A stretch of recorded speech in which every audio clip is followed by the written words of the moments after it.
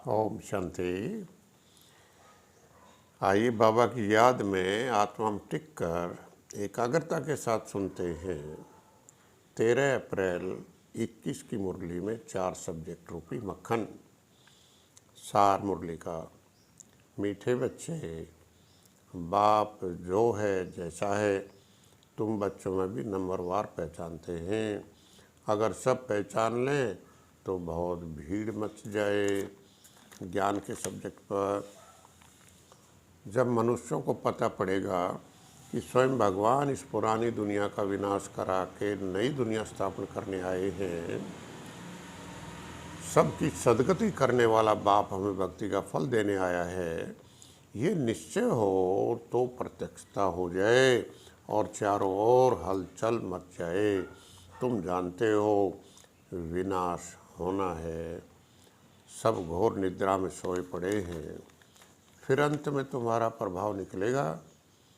परम पिता संगम युग पर आकर ब्राह्मण देवता क्षत्रिय धर्म की स्थापना करते हैं। आदि सनातन देवी देवता धर्म सबसे ऊंचा है, परंतु ये अपने धर्म को भूल इरिलीजियस अर्थात अधर्मी बन पड़े। ऐसे और कोई अपने धर्म को नहीं भूलते जैसे हम देवी देवता भूल बैठे। यह है कांटों का जंगल, भारत गार्डन ऑफ फ्लावर था, फूलों का गार्डन बगीचा था।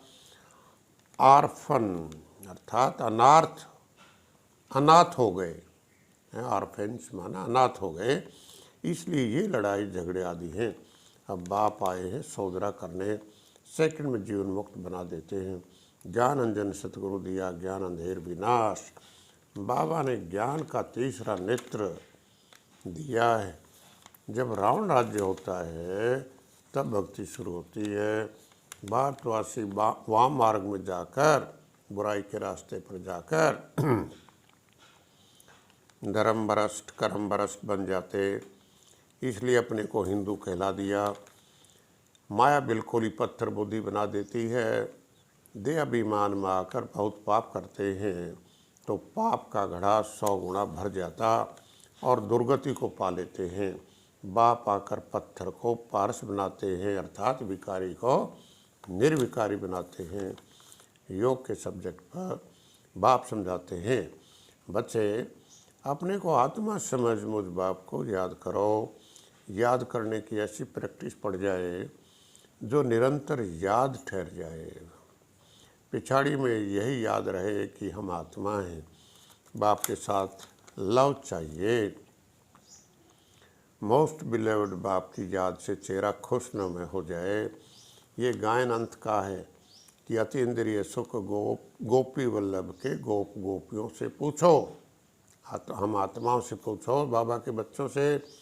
अपने को गोप गोपी समझना और निरंतर बाप को याद करना, यह अवस्था होनी चाहिए। बाप कहते मामे कम याद करो, केवल एक मुझ बाप को याद करो तो मैं तुमको सुख दूंगा, पाप नष्ट हो जाएंगे। बाप बच्चों को राजयोग सिखलाकर स्वर्ग की बादशाही देते हैं। धारणा के सब्जेक्ट पर बाप कहते अभी पवित्र बनो, कोई भी पाप मत करो, पुण्य आत्मा बनना है। अपने से पूछना है, हमसे कोई पाप तो नहीं होता? पुण्य का कार्य करते हैं। तकदीरवान बनने के लिए एक बाप से सच्चा सच्चा लव रखना है। लव रखना माना कदम कदम एक की श्रीमत पर चलते रहना। स्लोगन है, अभी योद्धा बनने के बजाय निरंतर योगी बनो, अर्थात हमारा माया से युद्ध खत्म होना चाहिए। इसलिए योद्धा बनने की बजाय निरंतर योगी बनो। सेवा के सब्जेक्ट पर सबसे बड़ा पुण्य है कौन सा? सबको बाप का परिचय देना। कोई को भी जब तक बाप का परिचय नहीं दिया है तब तक कुछ भी समझ नहीं सकेंगे। ज्ञान देने से पहले बाप का परिचय दिया जाए। बाप आया है और वर्षा दे रहे हैं, इसमें सारी नॉलेज आ जाती है। तुम सिद्ध कर बताओ कि गीता का भगवान श्री कृष्ण नहीं था, वह तो निराकार था, परमात्मा तो निराकार था, तो सर्वव्यापी का ज्ञान उड़ जाए। क्योंकि सर्वव्यापी हो तो ज्ञान कैसे दे, वो तो ज्ञान देता है, सागर है। औरों को रास्ता बता, अंधों की लाठी बनना है, योग में रह सर्विस करें तो तीर लगेगा। बाबा सर्विसेबल सपूत बच्चों को याद करते हैं।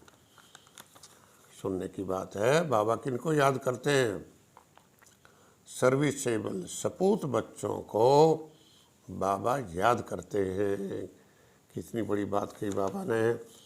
वरदान है, स्थूल कार्य करते हुए मनसा द्वारा विश्व परिवर्तन की सेवा करने वाली जिम्मेवार आत्मा भाव।